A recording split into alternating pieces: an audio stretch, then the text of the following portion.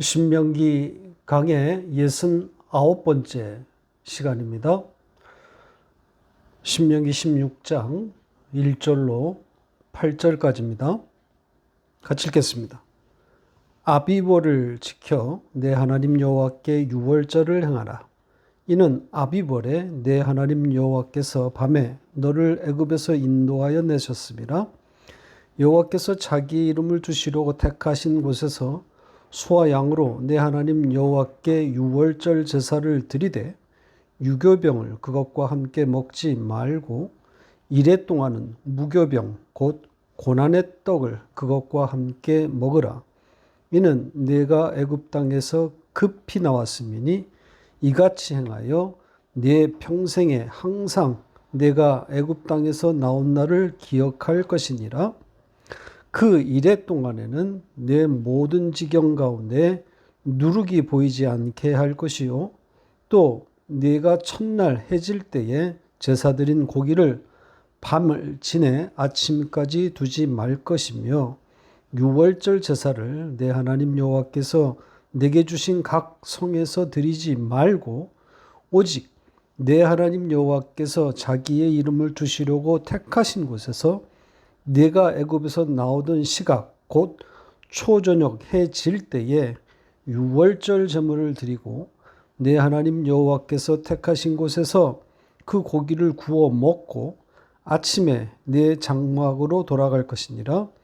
너는 엿새 동안은 무교병을 먹고 일곱째 날에 내 하나님 여호와 앞에 성회로 모이고 일하지 말지니라.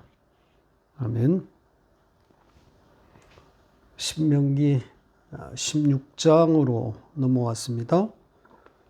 이스라엘의 3대 절기를 만나게 될 텐데요. 오랜만에 절기 이야기를 다시 만납니다. 레위기를 강의할 때 다루었었는데 찾아보니까 벌써 3년 전이더라고요.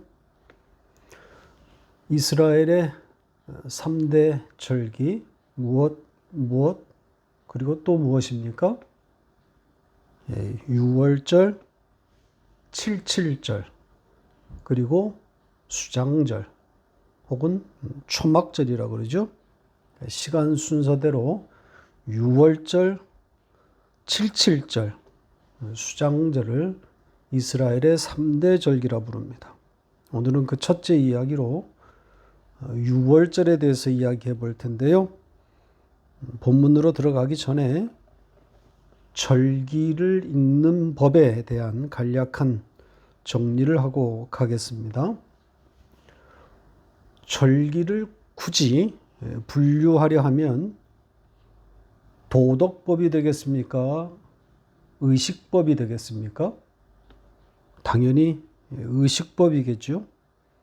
말 그대로 이스라엘이 지켜야 할 절기 아닙니까?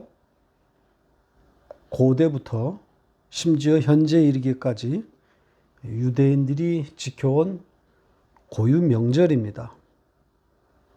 따라서 유대인이 아닌 사람들과는 연결점이 없는 의식법으로 분류됩니다. 그러니까 절기 이야기는 제사법이나 음식법 같은 그 정도의 위치에서 다루어지기 마련입니다. 그런데 오늘 다룰 유월절에 대해서는 칠칠절이나 수장절과는 달리 예수와 연결해서 설명하는 분들을 어렵지 않게 만날 수 있습니다. 보통 칠칠절, 오순절이죠. 오순절은 성령 강림 정도로 연결하고 수장절은 추수감사로 연결하는데 유월절은 예수의 죽음과 연결한단 말이죠. 물론 모든 목사님들이 다 그렇다는 이야기는 아닙니다. 성경을 조금 아는 분들이 그렇단 말이죠.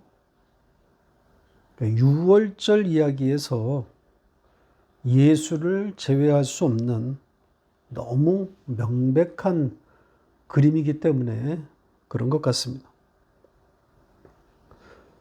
그렇게 6월절을 예수를 담고 있는 절기로 설교를 하는데 정작 그 다음 이어진 77절과 수장절 설교에서는 대부분 3000% 빠집니다.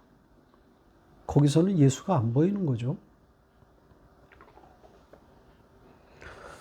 자, 절기에 대해서 이 정도니 성경 전체를 예수와 십자가로 읽는다는 것은 기대할 수가 없습니다. 성경은 구원의 책이다. 그리고 구원은 오로지 예수의 십자가로만 가능하다. 이 명제에 동의하는 목사라면 성경 어디를 읽어도 예수와 십자가를 찾아내야 하는 것 아니겠습니까? 아담과 노아가 구원을 받고 아브라함이 구원을 받고 이삭이 구원을 받고 야곱이 구원을 받고 모세와 다윗 그리고 이스라엘이 구원받는 이 모든 구원에 예수의 십자가가 등장하는 것이 당연한 것 아닙니까? 구원은 오로지 예수의 십자가로만 된다고 여러분도 말하고 있는 것 아닙니까? 모두가 그렇게 말한단 말입니다. 복음이 논리나 설득으로 되는 것은 아니지만 참으로 답답합니다. 설득하고 싶어요. 십자가로 성경을 읽으라고 말입니다. 제가 십수년째 지금 매주 같은 내용의 설교를 하고 있습니다. 성경 어디를 읽어도 어떤 본문을 가지고도 예수와 십자가로 엮어가고 있지 않습니까? 예수로 결론 짓지 못한 설교가 하나라도 있었습니까? 성경의 모든 본문, 어떤 사건을 대해도 구원에 대한 이야기로 읽게 되니까 예수가 보이고 십자가가 보이더란 말이죠. 이게 계시의 능력으로 된 것인지 잘 모르겠지만 저는 그냥 단순하게 하나님의 구원의 관점에서 성경을 보고 있습니다. 무슨 심오한 깊은 묵상 끝에 나오는 것들이 아닙니다. 성경은 다 구원에 대해서 적어 놓은 것이다. 다른 이야기는 없다. 이렇게 단순하게 이 명제를 붙들고 성경을 대하고 있을 뿐입니다. 제가 붙들고 있는 이 전제, 성경은 오로지 구원에 대해서만 말하고 있다. 너무 안전한 기초 아닙니까? 잘못될 일이 없단 말이죠. 억지가 되었든 그것이 능력이든 모든 것에 예수와 십자가를 대입하는 것, 이게 무슨 문제를 일으킵니까? 문제가 될 일이 없어요. 만약 제가 하나님 앞에 섰을 때 하나님이 저에게 넌 너무 억지로 예수와 십자가로 성경을 읽고 해석했어. 억지와 과장, 그리고 비약이 너무 심해. 뭐든지 예수와 십자가야. 하나님이 저를 이렇게 꾸짖을까요? 만약 하나님께서 그렇게 말씀하시고 그러니 넌 지옥 맨 밑바닥 가장 뜨거운 곳을 맛보거라. 그러신다면 기꺼이 그 바닥으로 떨어질 생각입니다. 성경을 예수와 십자가로 억지로 풀다가 지옥으로 떨어지다. 이렇게 외치면서 떨어지겠습니다. 절기를 읽는 법, 한 문장으로 표현하면 절기는 예수다. 이겁니다. 자, 그럼 본격적으로 오늘 본문의 6월절 이야기 속으로 들어가 보겠습니다. 본문 1절의 첫 문장이 어떻게 시작되고 있습니까? 아비보를 지켜 내 하나님 여호와께 6월절을 행하라. 이렇게 되어 있습니다. 이 번역 어떻습니까? 명령문에다 다 지켜라, 행하라입니다. 그러니까 아비벌도 지키고 6월절도 지켜 행하라는 것처럼 보이죠? 과연 그런 이야기일까요? 아닙니다. 명령문도 아니고 또 행하라도 아닙니다. 여기는 다 붙들어라, 간직하다입니다. 그래서 원문을 직역하면 너는 아비보를 간직하면서 6월절을 간직하게 될 것이다. 이렇게 되어 있습니다.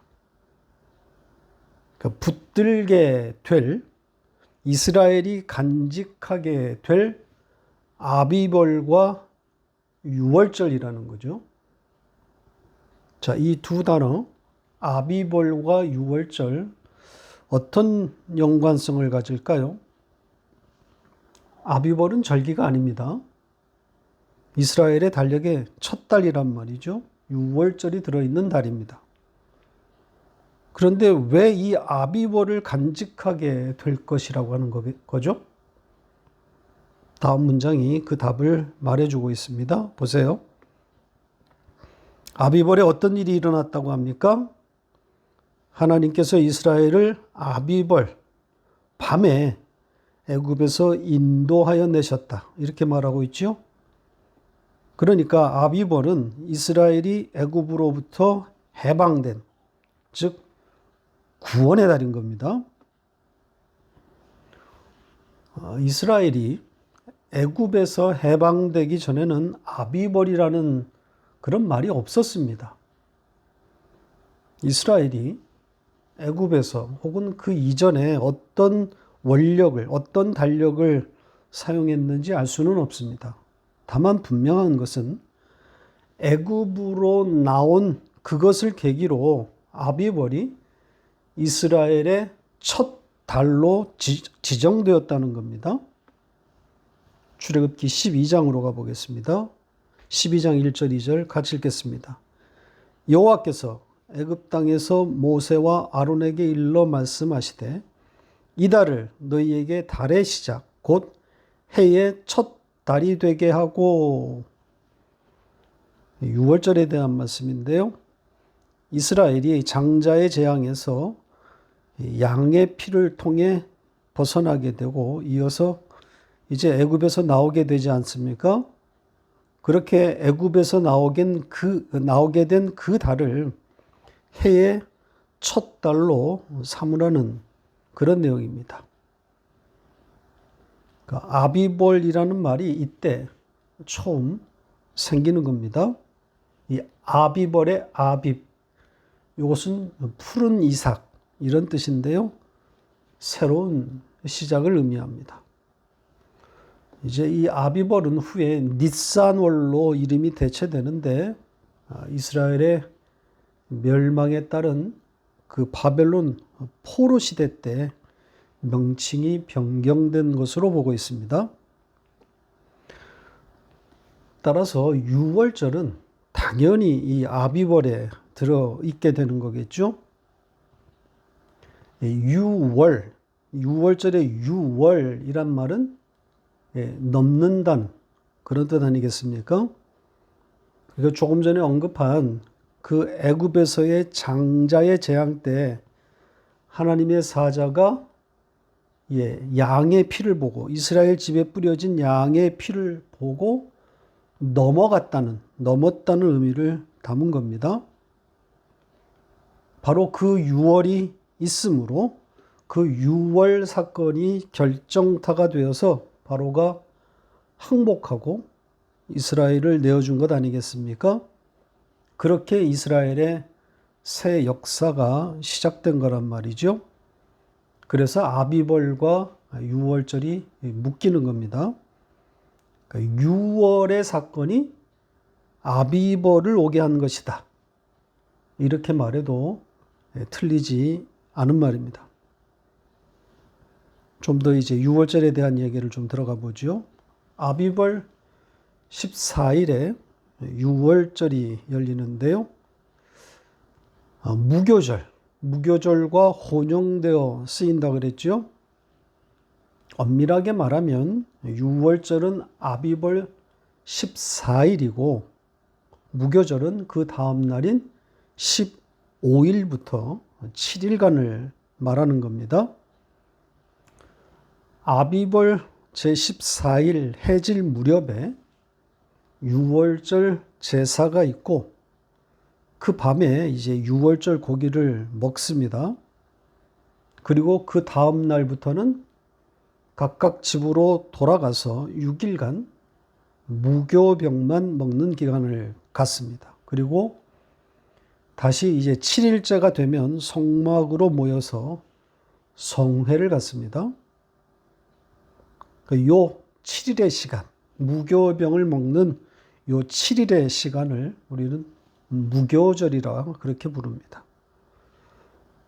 그러니까 유월절이 있고 그 다음 무교절이 따라오는 겁니다. 자, 그럼 유월절 제사에 대해서 좀 살펴보겠습니다. 2절에 기록된 내용입니다. 두 가지를 말하고 있습니다. 하나는 제사가 드려지는 것에 대한 내용이고요. 또 하나는 제물에 대한 내용입니다. 자, 우선 어디서 제사가 드려집니까? 계속 반복되는 표현인데 여기서도 등장하고 있죠. 하나님께서 자기의 이름을 두신, 바로 택하신 곳이다. 자기의 이름을 두시려고 택하신 곳. 어디입니까? 성막인 거죠. 성전입니다. 6절에도 같은 표현이 반복해서 기록되어 있습니다. 그러니까 강조하고 있는 거죠. 그러면서 5절에는 다른 곳에서 이 제사가 드려지지 않아야 함을 첨가하고 있습니다. 보시죠. 지금 여기에 각 성에서 드리지 말고 이렇게 되어 있죠. 요 각 성 직역하면 너의 문입니다. 그러니까 제사를 자기 집으로 끌어들이지 말라는 그런 이야기입니다. 따라서 이것은 자기를 위한 제사, 이기적인 제사를 경고하고 있는 것이라고 말할 수 있습니다. 어찌 보면 예고인 거죠. 이스라엘의 우상 숭배를 미리 보고 있는 겁니다. 유월절 제사가 성전에서 드려지는 제사이고 그것은 예수로 말미암아 이루어지는 하나님 나라를 담아 놓은 것인데 그 예배가, 그 제사가 자기를 위한 것으로 변질될 것임을 예고하고 있는 겁니다. 우상숭배인 거죠. 무엇을 해도 자기를 위해서 하는 자기 만족과 자기 숭배의 자리를 말하고 있는 겁니다. 인간의 본성인 거죠. 이 말씀, 이 예고대로 이스라엘은 우상 숭배의 길을 걷게 됩니다. 자기 편한 대로, 자기 좋은 대로 이곳 저곳에서 제사를 하다가 결국 망하게 되는 거죠. 그래서 하나님이 꺼내주시지 않으면, 방문하여 끌어내지 않으면 살아날 수 없는 지경으로 떨어지는 겁니다. 그러니까 하나님의 일방적인, 하나님 주권의 일방적인 은혜가 아니면 살아날 수 없음을 보게 되는 거란 말입니다. 두 번째 내용은 제물에 대하여입니다. 무엇을 드리라고 합니까? 소와 양입니다. 사실 여기에 이 소와 양으로 번역된 이 단어들을 보면 소와 양으로 특정되는 단어들은 아닙니다. 그리고 암컷인지 수컷인지도 구분하지 않았습니다. 우리가 익히 들어왔던 유월절 어린 양, 그 표현과 거리가 멉니다. 왜 어린 양 대신에 그냥 소와 양이 등장하고 있는 걸까요? 저도 궁금해서 유월절 어린 양이라는 표현이 처음 등장하고 있는 출애굽기로 가서 그 기록을 다시 찾아봤는데요. 흥미로운 사실을 알게 되었습니다. 유월절에 잡는 어린 양은 성전에서 하나님께 제물로 바치는 그것과 다르다는 것을 발견하게 됐습니다. 그러니까 유월절 어린 양은 하나님께 드리는 제물로 등장하지 않더란 말입니다. 보세요. 이렇게 되어 있습니다. 출애굽기 12장 21절 22절 같이 읽겠습니다. 모세가 이스라엘 모든 장로를 불러서 그들에게 이르되 너희는 나가서 너희의 가족대로 어린 양을 택하여 유월절 양으로 잡고 우슬초 묶음을 가져다가 그릇에 담은 피에 적셔서 그 피를 문 임방과 좌우 설주에 뿌리고 아침까지 한 사람도 자기 집 문 밖에 나가지 말라. 유월절에 대한 최초의 기록인데요. 가족 수대로 어린 양을 잡고 그 피를 문 임방과 설주에 뿌리라고 하지 않습니까? 성막이 아니라 집에서 잡는 겁니다. 그리고 그 고기를 집에서 먹는 겁니다. 그러니까 오늘 본문의 그 하나님이 택하신 곳에서 드리는 제물과 다른 이야기를 하고 있는 거죠. 그러니까 유월절 어린 양은 각 집에서 그 수대로 잡아서 피는 뿌리고 그 고기는 가족이 둘러앉아 먹는 것이고 그것과는 별도로 성막에서 다른 제물이 유월절에 하나님께 드려지는 겁니다. 물론 집에서 먹는 유월절 어린 양이나 성막에서 지금 드려지고 있는 유월절 제물이 의미하는 바는 상징하는 바는 같습니다. 예수임에 틀림없습니다. 그러니까 하나님께 제물로 드려지고 이스라엘이 먹게 되는 것. 예수 외에 뭐가 있겠습니까? 다른 것이 있을 수가 없어요.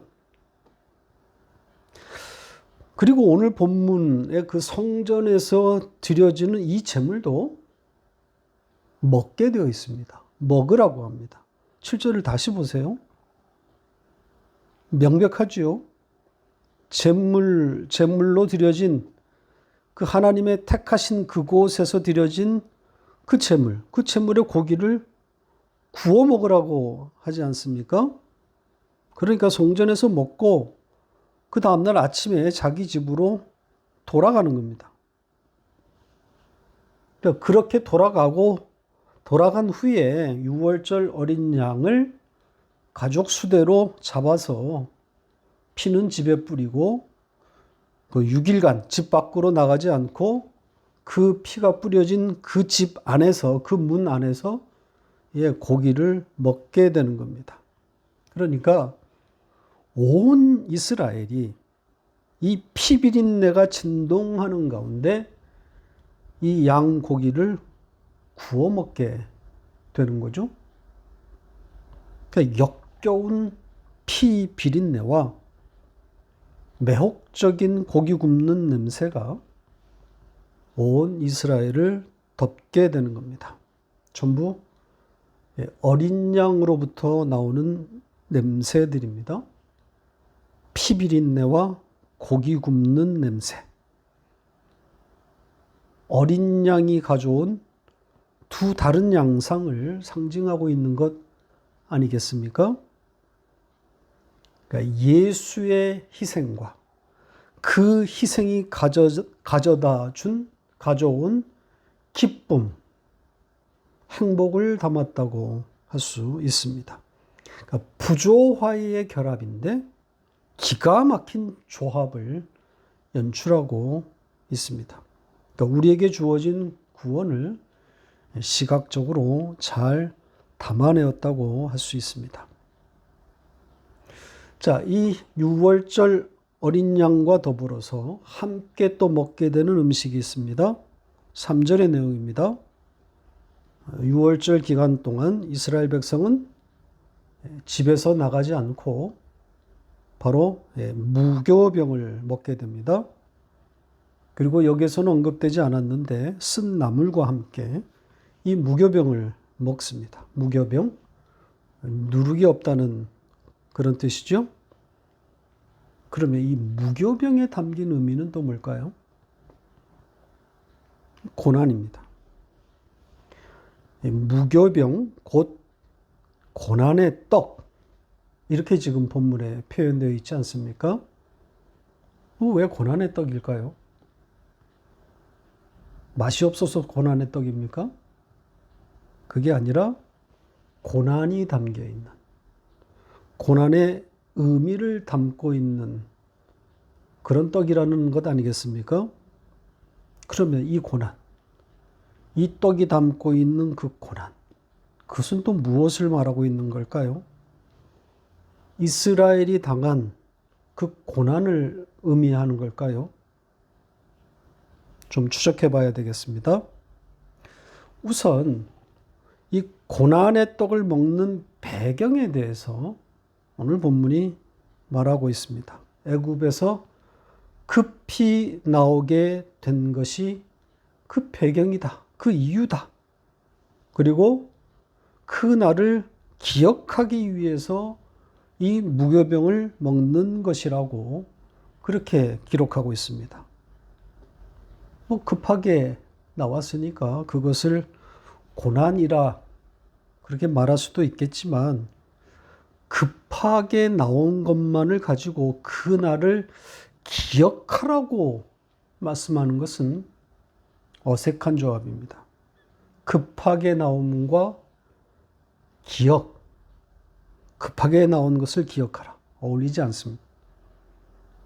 그렇다면 여기서 말하는 고난은 이스라엘이 당한 고난이라기보다는 예수가 당한 고난을 담고 있는 것이 아닐까, 이렇게 생각해 볼 수 있습니다.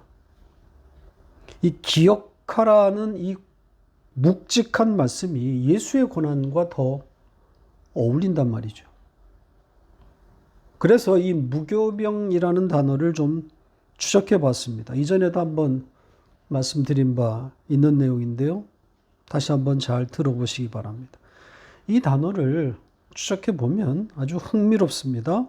누룩으로 번역된 이 단어의 어원을 이렇게 들어가 보면 땅에 묻다, 장사하다, 여기서 온 말입니다. 이 단어가 성경에 딱 한 번 등장합니다. 그곳으로 가보죠. 이사야서 66장 11절 같이 읽겠습니다. 너희가 젖을 빠는 것 같이 그 위로하는 품에서 만족하겠고 젖을 넉넉히 빤 것 같이 그 영광의 풍성함으로 말미암아 즐거워하리라. 하나님의 그 영광의 풍성으로 이스라엘이 만족한다는 그런 구원의 말씀입니다. 자, 이 문장에서 어떤 단어일 것 같습니까? 여기에서는 그 단어가, 이 누룩이 젖을 빤다, 이렇게 번역되었습니다. 그러니까 어머니의 젖을 수식하는 그런 자리에 와 있는데요. 그러니까 이 단어의 원뜻은 감추어진 어머니의 젖, 이런 겁니다. 그러니까 묻혀있는, 보이지 않는 어머니의 젖이지만 그것이 위로의 품이고 그것으로 아이가 만족하듯이 하나님의 그 영광의 풍성으로 이스라엘이 만족한다. 구원을 말하고 있는 겁니다.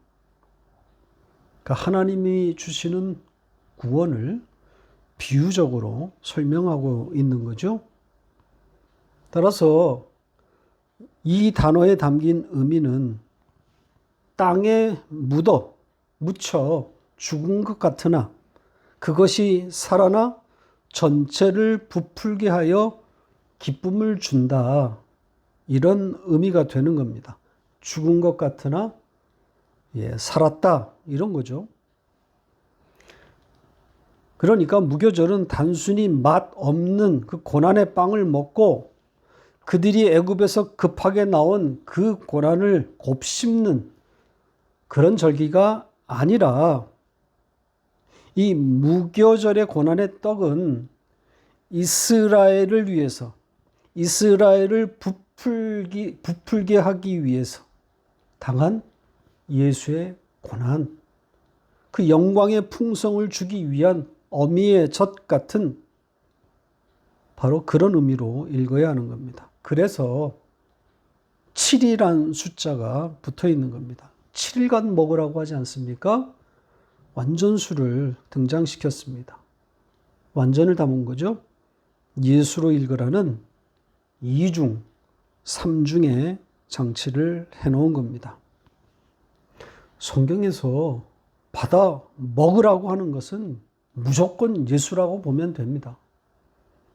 예수 외에 다른 것을 하나님이 먹이실 리가 없잖아요. 자, 마지막 절 좀 짧게 살펴보고 마무리하겠습니다. 이 무교병, 고난의 떡이신 예수를 이 7일간 먹고 나면 이제 집 밖으로 나와 성막에서 성회로 모입니다. 그리고 이날 안식이 선포됩니다. 일하지 말라 그러죠. 쉬라는 겁니다. 안식을 상징하고 있습니다. 그러니까 유월절과 무교절이 이렇게 마무리되는 겁니다. 성회와 안식으로 말입니다. 그러니까 7일간 유월절 어린 양을 먹고 고난의 떡이신 예수를 받아 먹으면 이제 성회와 쉼, 안식이 되는 겁니다. 성회, 하나님께로 나오는 것 아니겠습니까? 성전으로 나오는 겁니다. 하나님의 임재 앞에 서는 겁니다. 그 임마누엘의 현장인 거죠. 하나님 나라란 말입니다. 하나님 나라의 현실을 담고 있는 거죠. 그래서 노동이 없어지는 겁니다. 그러니까 안식을 지금 상징적으로 표현하고 있는 거죠. 쉼, 진짜 쉼이 왔다는 겁니다. 예수라는 어린 양을 먹고 무교병이라는 고난의 떡을 먹었더니 이제 임마누엘의 안식으로 들어오게 되었다는 뜻 아니겠습니까? 천국의 현실을 담아 놓았습니다. 그러니까 예수만이 주는 그 안식, 그 평안인 겁니다. 주님도 이 안식에 대해서 이렇게 말씀하셨습니다. 요한복음 6장 35절 같이 읽겠습니다. 예수께서 이르시되 나는 생명의 떡이니 내게 오는 자는 결코 줄이지 아니할 터이요 나를 믿는 자는 영원히 목마르지 아니하리라. 줄이지도 않고 목마르지도 않을 것이라고 하죠. 안식을 풀어 쓴 표현 아니겠습니까? 생명의 떡을 받아 먹는 자가 누리게 되는 안식, 그 평안을 이렇게 표현한 겁니다. 안식, 정말 중요한 주제입니다. 죽어 다음 생에 얻게 되는 그런 안식이 아니라 예수를 받아 먹음으로 누리게 되는 성도의 영적 현실을 담아놓은 겁니다. 성도는 안식을 바라보고 기다리는 자들이 아니라 누리는 자들입니다. 안식은 미래와 현재를 다 아우르는 개념입니다. 하나님 나라가 그렇듯이 와 있고 오고 있고 올 바로 그것입니다. 현재의 안식을 모른다면 미래의 안식도 없다고 봐야 하는 겁니다. 천국은 이미 여러분 안에 들어와 있는 겁니다. 말씀을 맺겠습니다. 절기는 예수다. 확고한 진리입니다. 유월절도 무교절도 다음 주에 다룰 칠칠절도 그리고 초막절, 수장절도 다 예수입니다. 예수로 말미암는 성도의 영적 현실, 안식의 이야기들입니다. 피비린내 진동하는 가운데 고기를 구워 먹는 이 부조화의 유월절 그림, 바로 이것이 복음입니다. 피는 뿌려지고 고기는 뜯어먹는, 그렇게 그 고기를 배불리 먹으면 그 다음은 성회고 그리고 쉼입니다. 안식이란 말이죠. 완벽한 복음 아니겠습니까? 노동? 아닙니다. 받아 먹음. 그것뿐입니다. 그냥 받아 먹는 겁니다. 받아 먹어야 안식으로 연결되는 거란 말이죠. 예수에게 집중하십시오. 예수를 배우셔야 합니다.